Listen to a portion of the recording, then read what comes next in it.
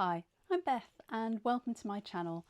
I've been on Mounjaro for a year and today I'm going to show you the 5 things you really need to do when you first start taking this meds to improve your weight loss and stay healthy. Play this right and this will be the last weight loss journey you ever go on. Play it wrong and you'll have wasted a golden opportunity. Now, as you know, the NHS started rolling out these meds for the first time and lots of people will be taking their first shot this week.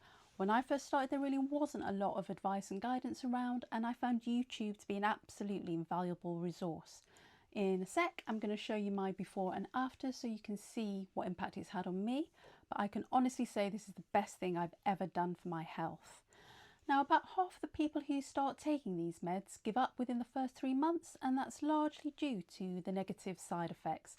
And that's a shame because they can be easily managed, and that's something I'm going to talk about later in the video. Another reason they pack it in is because they feel they're not losing any weight, and again that's something I'm going to address. Now, I should say at this point, I'm not a doctor, I'm not a nurse, I'm not a nutritionist, I'm not a hod carrier, I'm not a ballerina. It's quite a long list of things I'm not. My point is you should speak to your doctor before you start these meds and take their advice throughout your journey. All I can tell you is my experience on these things, which has been great.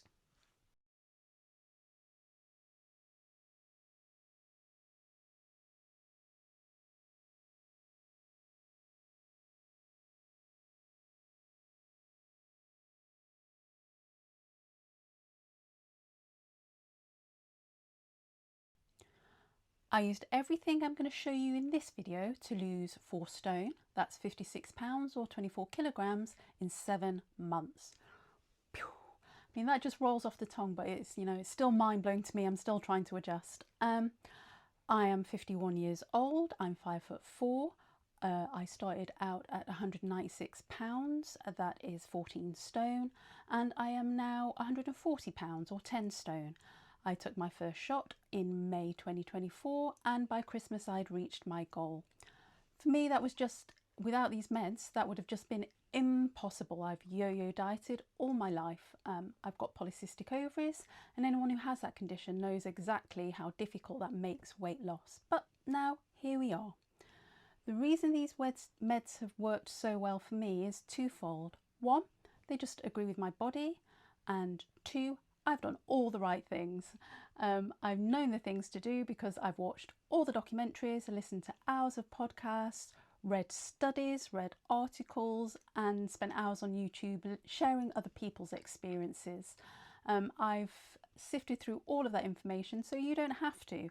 I hope to use this channel just to give you the facts and filter out all of the noise. Now, you'll react to these meds differently to me, and that's absolutely fine. You might lose weight faster, you might lose it slower. Either way is great. The reason we all react differently is because we all have different reasons for being overweight in the first place. My reason was polycystic ovaries. Yours might be a thyroid issue, could be any one of a number of syndromes, or you might just be genetically predisposed to gain weight. None of that is your fault. But with these meds, you can now control what you eat, and that will control your weight. You can't choose the cards you've been dealt, but you can choose how to play them.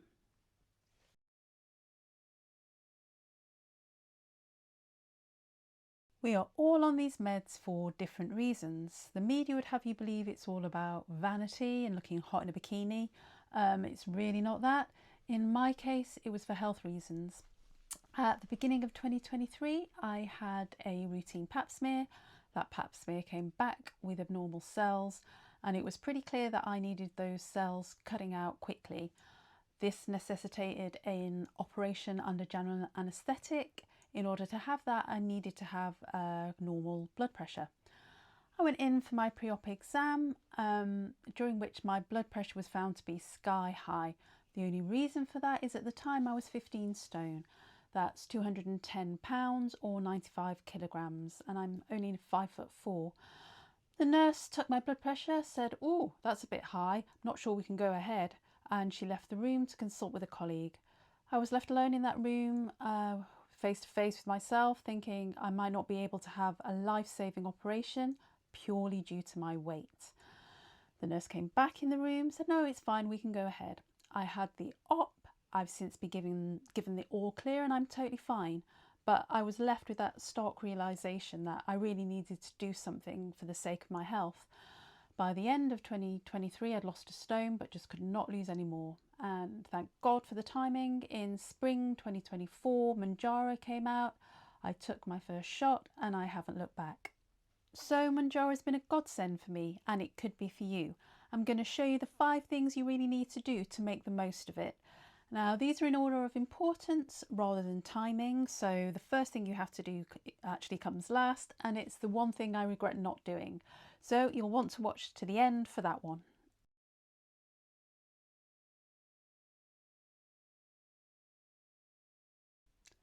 Tip number 1 is be prepared. Beware that you are very likely to have side effects, and these are mostly gastrointestinal, which means to do with your gut. And that is diarrhea, constipation or nausea, for which you need to really get in the house something to settle your stomach, whatever you normally take, a laxative of some kind, and Imodium. In my case, all I ever felt was a bit queasy on the day I took the shot or the day after, for which I sucked on a couple of Rennie. I also did get a bit of constipation, which meant that I needed to up my veg intake, but lots of people take a laxative and that does the job.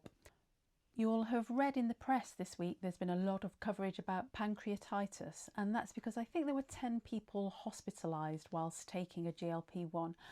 Now, bear in mind, in the UK, it's estimated there are around 1.5 million people taking these meds, so in proportion, it's up to you to weigh up the risk. If you find yourself in any kind of pain whilst you're taking these shots, speak to your doctor immediately or get yourself to A&E. Mounjaro shouldn't hurt. Now, another way to manage the side effects is you'll hear about people talking about microdosing, and that is taking a smaller amount of medication than recommended and or at longer intervals in between. Again, this is something you really only need to do in consultation with your doctor, but I'll be talking about that in a later video.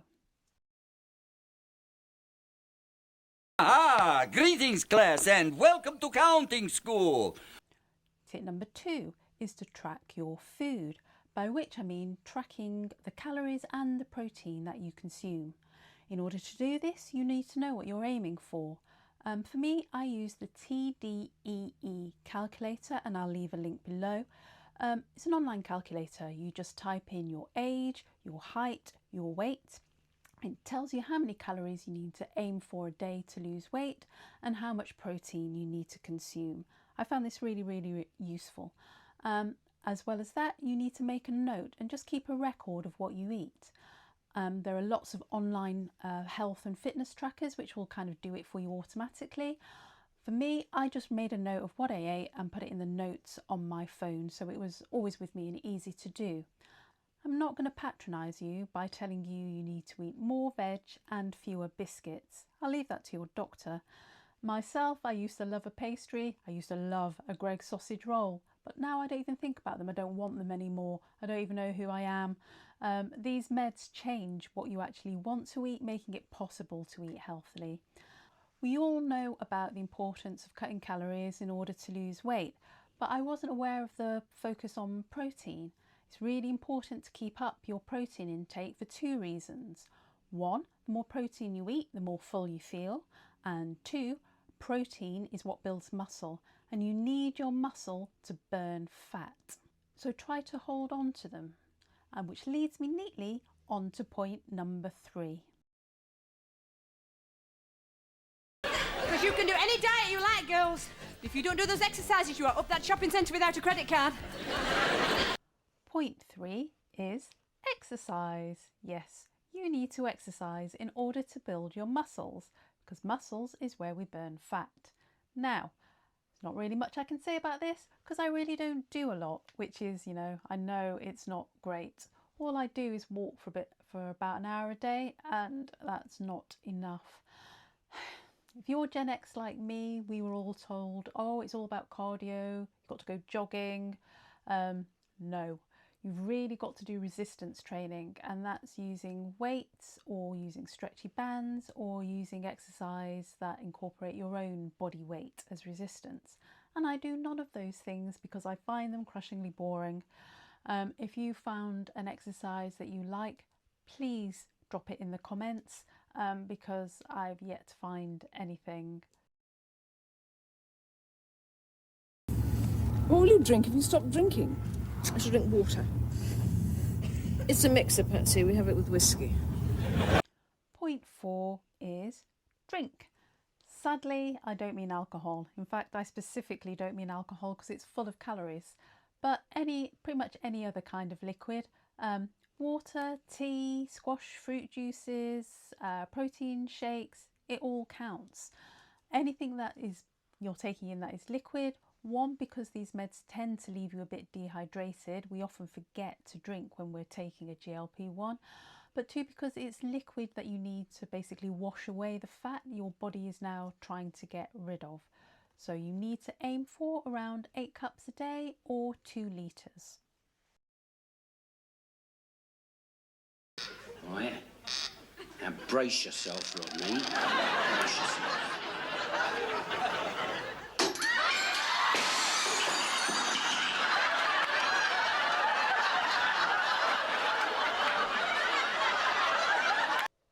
Point 5, and the final tip is measure. Measure everything. Get on the scales when you first start taking these meds, but also measure your waist circumference, your arm circumference, and your leg circumference, your neck circumference. A couple of reasons for this. Your waist circumference is actually a really important measure. It's just as important as your weight. The most dangerous place we store fat is on our stomachs, and that's called visceral fat. It's dangerous because it's around our organs. Now, there will be some weeks where you either don't lose a lot of weight or you stall and don't lose any weight, in which case it's really useful to have these early starting measurements to refer back to, because you may well have lost inches, although not pounds, and that's called a non-scale victory. You're still winning. Now, I really regret not taking more measurements when I first started, and I really regret not taking more photos. I think the reason I did that is because I've been on so many weight loss journeys, got into about a month in and packed it in. This time it's very, very likely to work for you. Take lots of photos, measure everything. Now, I do say very, very likely, and at the beginning of the video I did say that lots of people give up because they feel these meds aren't working for them. I say give it at least 3 months. When these meds were being developed, the 2.5 milligram dose and the 5 milligram dose were considered loading doses, and they were really thought to just get your body acclimatized to these meds, and it was only initially envisaged that at 7.5 milligrams you'd actually start losing weight. In reality, this has turned out to be very, very different. I've seen the testimony of lots of people who've lost tens of pounds on 2.5 milligram. Myself, I started off on 2.5 and only went as far as 5 milligram, and I've lost all my weight on that dose. So you have to give it a good 3 months before you really think of giving up on these meds, because for you, the 5 milligram, the 2.5 milligram might be just kicking into your body. Having said that, around 15% of people who take these meds see no effect, in which case you should speak to your doctor and see what they advise. So those are my 5 key tips. Stick to those and you can't go far wrong. Please consider liking and subscribing to this channel. In future videos I want to explore the most affordable kinds of protein, the most financially viable way to take these meds if you're paying for them, and possibly what maintenance looks like. I'm a 51-year-old woman. I could wear a bikini if I wanted to. It might not be a good idea. I don't think I'm the only person in maintenance. If there are 1.5 million people in the UK on these meds, there's going to be quite a lot of other people who are in maintenance and, like me, are basically struggling to find what to wear. So I'm going to give that some thought and do a few videos on that. If there's anything you'd like me to cover, please leave a comment in the comments below. I'm also happy to answer any questions I think I can be helpful with. Otherwise, I look forward to seeing you for the next video.